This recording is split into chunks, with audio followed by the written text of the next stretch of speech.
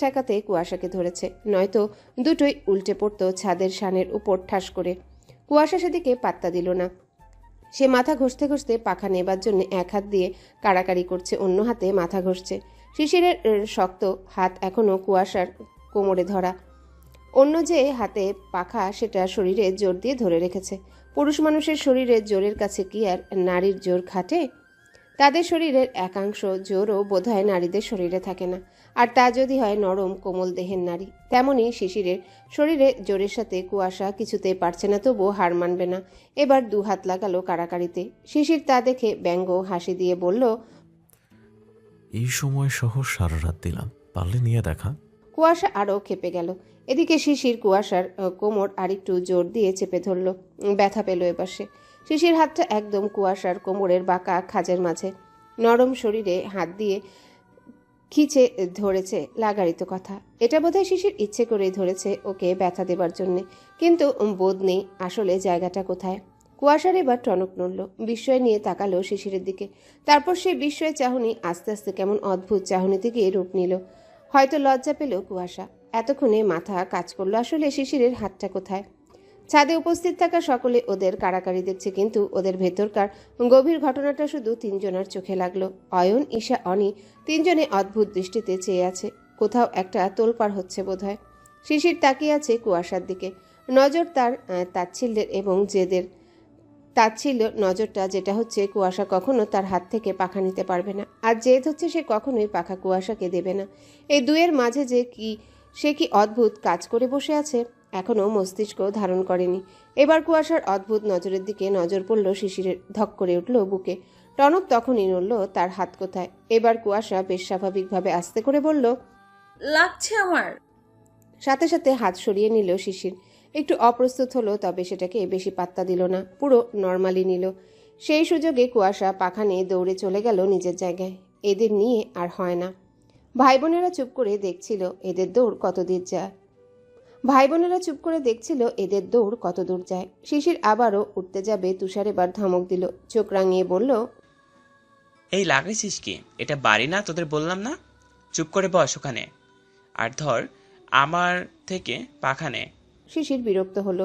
ওর নিজের ভাই ও শত্রু, সেখানে এই গোবর ঠাসার তো সাহস হবে, তার সাথে ঝগড়া করার, মারামারি করার। মনে মনে কথাগুলো আওড়ালো। তারপর তুষারকে বলল, দেখো ভাইয়া, এখানে আমাকে একদম বকবা না। এখানে তোমরা আমার বড়, আর অভি ভাইয়ারা আমাদের আত্মীয়, ঈশাদের আমরা এখানে আত্মীয়। সেখানে আমি ওদের কারো থেকে পাখা নিতে পারি না। আর ও আমার থেকে ছোট, সাথে বোন, তাই ওর থেকে নিয়েছি। ওর কর্তব্য বড় ভাইকে সম্মান করার, আপ্যায়ন করে নিজের থেকে পাখা হাতে ধরিয়ে দিয়ে বলার, এই নাও ভাইয়া আমার থেকে পাখা নাও, তোমার গরম লাগছে। তা না করে ও আমার সাথে কারাকারি করলে পাখা নিয়ে। এখানে উল্টো তুমি আমাকে বকবে না। What a logic!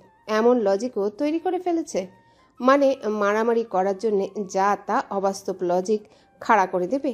এটা বোধহয় এই শিশির মালিথার পক্ষেই সম্ভব, অদ্ভুত লজিক দিয়ে কথা বন্ধ করার। ওর এই লজিককে কে আর কি বলবে? কিছুই বলতে পারল না। সবাই শুধু তাকিয়েই রইল। পরক্ষণে অভি শব্দ করে হেসে দিল। ছেলেটা হাসে খুব, অনেক হাসি খুশি প্রকৃতির মানুষ। অভির হাসিতে মিটমিট করে হাসলো সকলে। কুয়াশা ভেঙচি কাটলো শিশিরের দিকে তাকিয়ে। বৃষ্টি বলল, দেবরজি, তোমার কথা যুক্তিসম্পন্ন, আমরা বিশ্বাস করলাম। শিশির শুনে বাহাদুরি একটা হাসি দিয়ে বলল, থ্যাংক ইউ বেবি গার্ল। শিশিরের পক্ষ নিয়ে যখন বৃষ্টি কথা বলে তখন সে এটা বলেই সম্বোধন করে বৃষ্টিকে। উত্তরে বৃষ্টি বলল, মোস্ট ওয়েলকাম কিউট দেবরজি। সবাই হাসলো এদের ভাবি দেবরের মজা করা দেখে। আর কুয়াশা জ্বলে পুড়ে খাক হয়ে যাচ্ছে, বিড়বিড়ালো। আদিক্ষেতা। শিশির তা বোধহয় টের পেল। সে বৃষ্টির উদ্দেশ্যে বলল, ভাবি, কিছু একটা পুড়ছে বোধ হয়।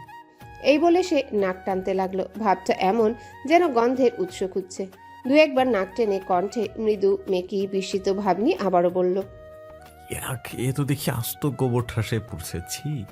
এই জন্যই বলি এত দুর্গন্ধ কেন।